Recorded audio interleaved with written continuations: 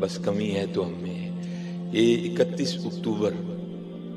حضرت غازی علم الدین شہید رحمۃ اللہ تعالی، ماشاءاللہ بزرگ بیٹھے ہیں تو میں تو سبق ہی سنا رہا ہوں۔ یہ ان کے بزرگ کہتے ہیں کہ اگر کوئی شخص بے گناہ قید ہو نا، بے گناہ ظلم اس نے نہ کیا ہو، قید ہو جائے تو وہ سورہ یوسف کی تلاوت کرے، یقین پختہ رکھ کے، تو اللہ جل شانہ سورہ یوسف کی برکت سے رہائی کا اہتمام کر دیں گے۔ اگر پڑھ نہیں نہ سکتا تو کسی سے سن لے، اگر سن بھی نہیں سکتا تو پھر کسی کی ڈیوٹی لگا دے، بھائی میری طرف سے پڑھنا۔ یہ بزرگ کہتے ہیں کہ حضور امیر ملت پیر سید جماعت علی شاہ رحمۃ اللہ تعالی، حضور پیر میر علی شاہ رحمۃ اللہ تعالی، تو کچھ اور بزرگ اکٹھے ہوئے اور آپس میں اسی موضوع پہ گفتگو ہوئی، بھائی علم الدین تو بے گناہ ہے، اس نے تو وہ کام کیا ہے جو کسی کسی کے حصے میں آتا ہے، تو اس کو قید کر دیا، تو اب زور چل نہیں رہا، کیا کریں؟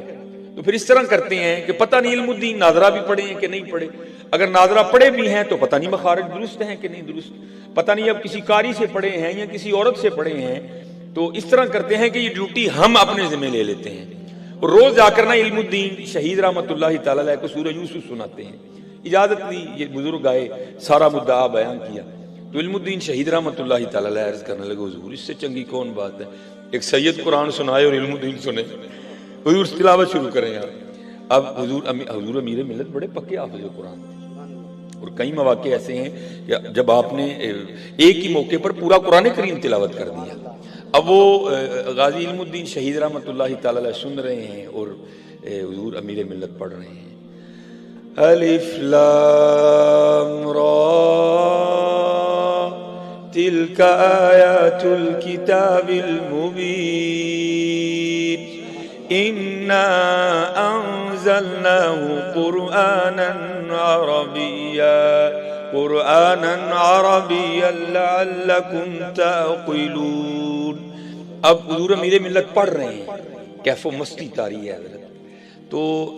کچھ ایسی کیفیت بنی کہ تھوڑی سی بے توجہی ہوئی، اور بزرگ کہتے ہیں کہ حضرت نا کیفیت تھی نا حضرت، آپ زبر کو زیر پڑ گئے، تو غازی علم الدین شہید رحمۃ اللہ تعالی نے ہاتھ جوڑ کے عرض کی، حضور آپ سید پاک ہیں، بڑے لوگ ہیں، لیکن پڑھ کلام الہی رہے ہیں، ذرا بے توجہی ہو گئی ہے، توجہ فرمایا، آپ نے زبر کو زیر پڑھ دیا ہے۔ اب آپ ٹھہر گئے، توجہ فرمائی تو دیکھا علم الدین بالکل ٹھیک کہہ رہے ہیں۔ اب یہ بزرگ حیران ہوئے، بھائی ہم تو یہ سوچ لے کے آئے تھے، پتہ نہیں علم الدین کو ناظرہ قرآن کریم پڑھنا بھی آتا ہے کہ نہیں آتا، اس نے تو حافظ قرآن کی غلطی نکال دی۔ تو پوچھا علم الدین یہ کیا ہے، تو عرض کی حضور آپ نے پھٹیوں پر بیٹھ کر استادوں سے پڑھا ہے، میں نے حضور سے پڑھا ہے۔ تو زندہ ہے واللہ، زندہ میری چشم عالم سے چھپ جانے والا۔ اور اعلیٰ حضرت نے اس سے پہلے وظیفہ بتا دیا، ہاں کیا کرو اس وظیفے کو تسبیح میں، وہ کیا تھا، چمک تجھ سے پاتے ہیں سب پانے والے، میرا دل بھی چمکا دے چمکانے والے۔